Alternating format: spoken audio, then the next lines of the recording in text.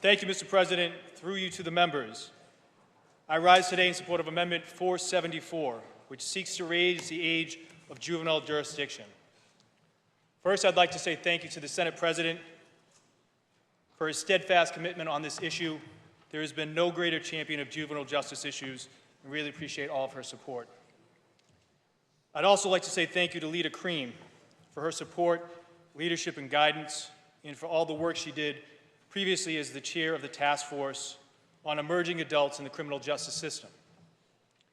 And to the gentleman from Acton, the Senate Chair of the Judiciary Committee, for all the work he's done throughout his time as chair to support criminal justice reform, especially for juveniles and emerging adults. And to all the members here for sharing your personal insights and engaging in a meaningful dialogue throughout this legislative session.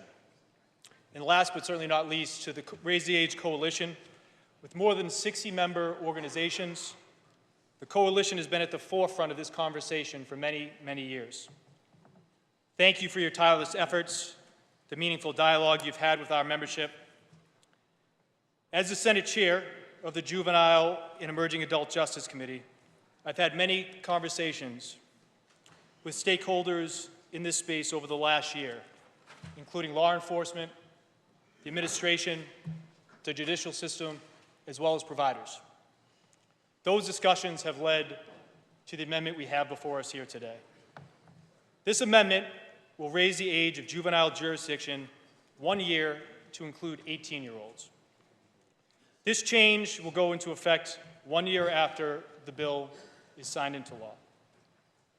The amendment also includes data collection requirements that will allow us to review and evaluate the impact of its implementation. I think it's first important to discuss the amendment with some historical context. In 2013, the legislature raised the age of juvenile jurisdiction to include all youths up until their 18th birthday.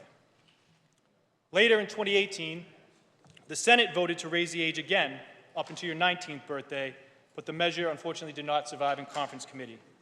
Instead, we created a task force on emerging adults in the criminal justice system, which was chaired by Leader Cream. The task force found that emerging adults, while possessing the cognitive capacity to make deliberative decisions, are more likely to be impulsive, less future-oriented, more unstable in emotionally charged settings, and more susceptible to peer and other outside influences. The science supports treating older adolescents differently in the criminal justice context. We now have more than 10 years of data since the last time we raised the age, and it shows a decline in rates of crime among young people.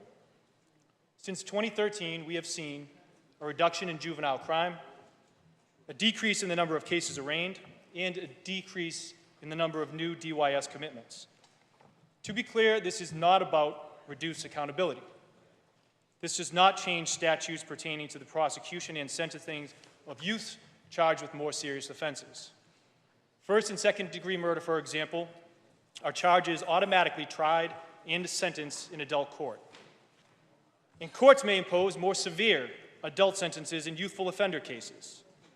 Prosecutors may indict a young person as a youthful offender for an offense that resulted in or threatened to cause serious bodily injury, one that involved a firearm, or one that is a felony and the young person was previously committed to DYS for another offense. The juvenile system typically involves more supervision and intensive programming while in confinement, with an emphasis on positive youth development. We can also hold young people accountable while also creating pathways for better outcomes. Raising the age to include 18-year-olds makes sense, especially because many of our 18-year-olds are still in high school. Teens are able to receive more supervision and more intensive programming in the juvenile system. All youth at DYS are in school 5.5 hours per day, year-round, and more than 50% of youth in DYS have an IEP in place.